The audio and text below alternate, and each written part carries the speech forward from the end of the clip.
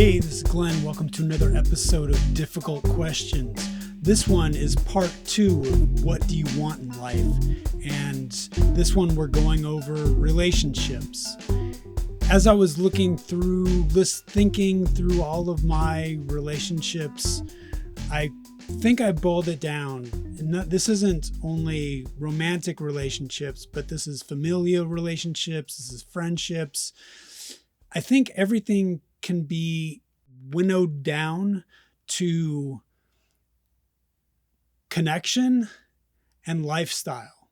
What is the connection you're looking for with this person, and what is the lifestyle?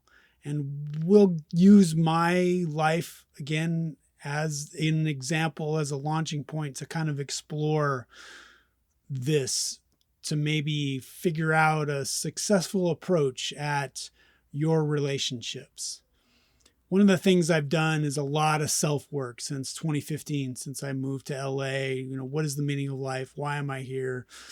And everything comes for me from this child who was a good kid, but who was always corrected. I could always be better.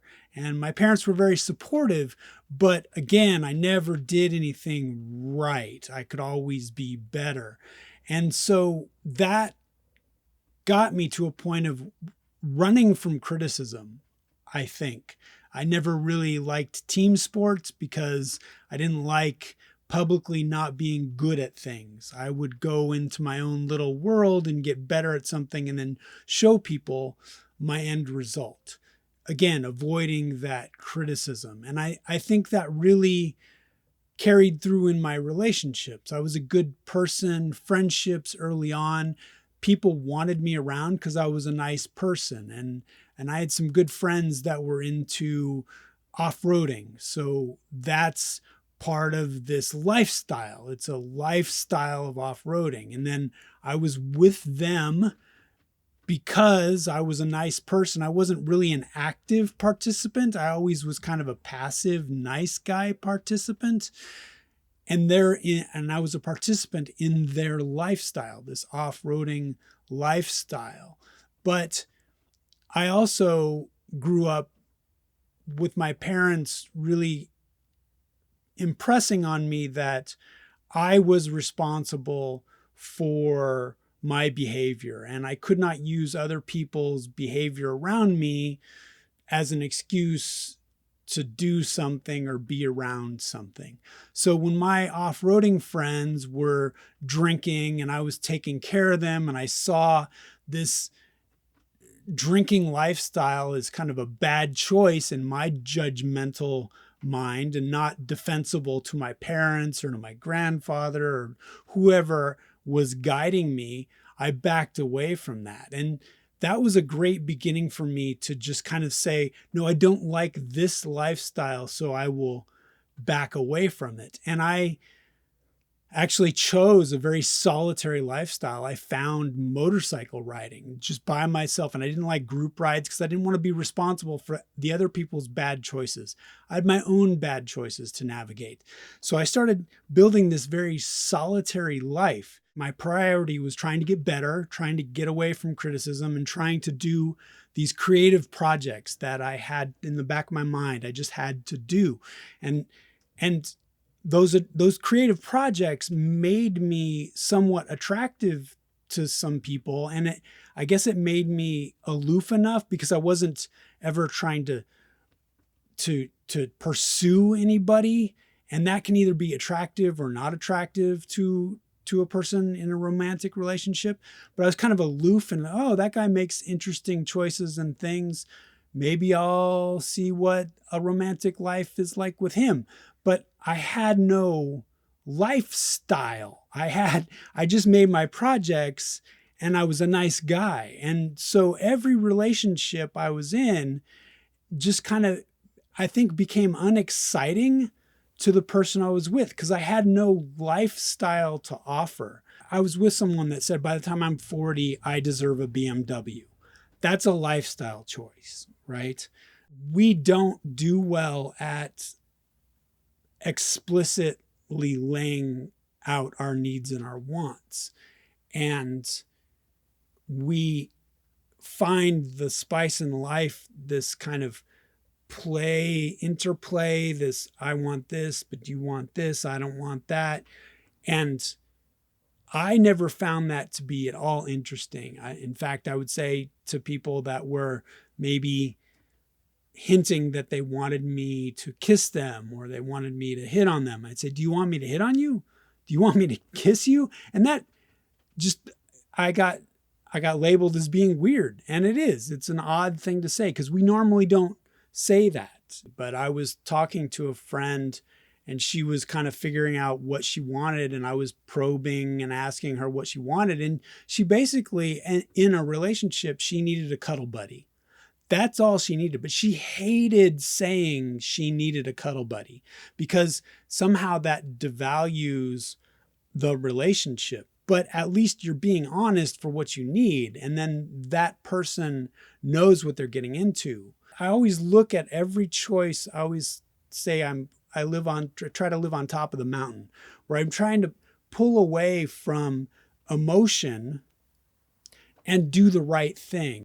I would try to match whatever the sex drive was of my partner because I never want to get criticized, right? I remember the criticism of men. Oh, you're too fast in bed, or you don't care about me. So I was actively trying to be everything. And I found no matter what, I was doing it wrong at some point, or they weren't interested, and I think that it's just because I wasn't me. I was trying to be something that I thought was wanted.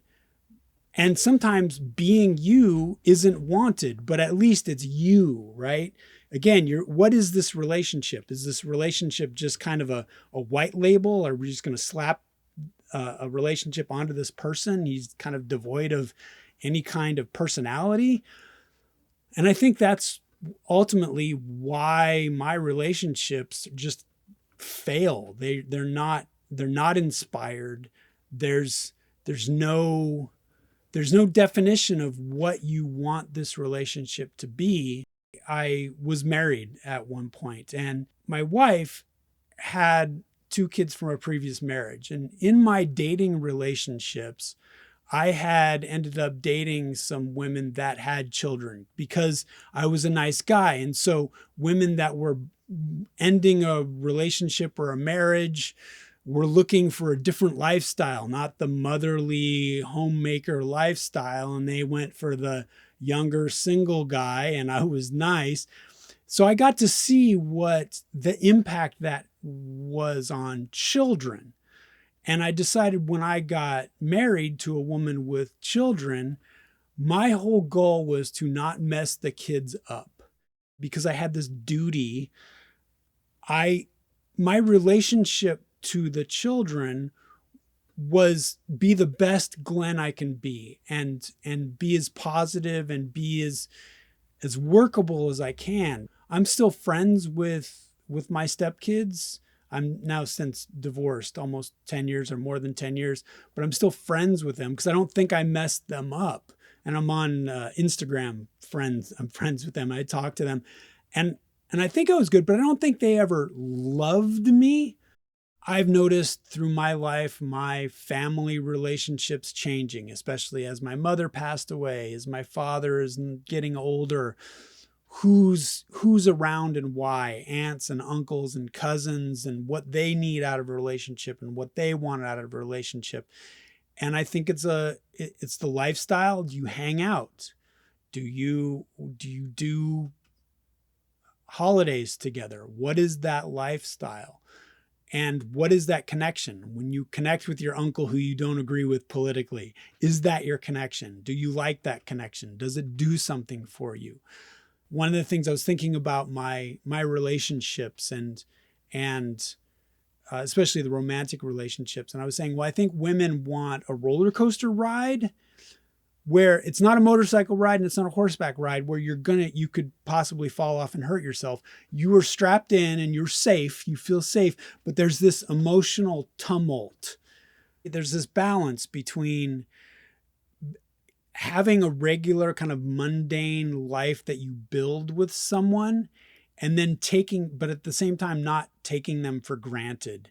And I know that in my marriage, I was starting to take that relationship for granted because it was there every day, and I wasn't appreciating who that other person was. So again, I think maybe some of that roller coaster ride of you have to inject some interest in there, even if it is day to day. I've kind of reserved myself to say, hey, I'm good. I'm good being single. I call myself happily divorced. But the one thing that I think I never found that I would really like is to have someone to actually be vulnerable around, because as this good boy that was taught to always be better, I have to always push through life. I'm doing things. I'm not allowed to be vulnerable. And a lot of people don't want me to be vulnerable. I spent a lot of times in my professional career being the guy that answered things. And so people didn't want me to be vulnerable. People are fickle. People are very interesting. They want things. They want different things. Different people have different backgrounds. What do you think? What do you want in life? How are you going to get there? And as far as relationships, have my critiques been at all successful? Thanks so much.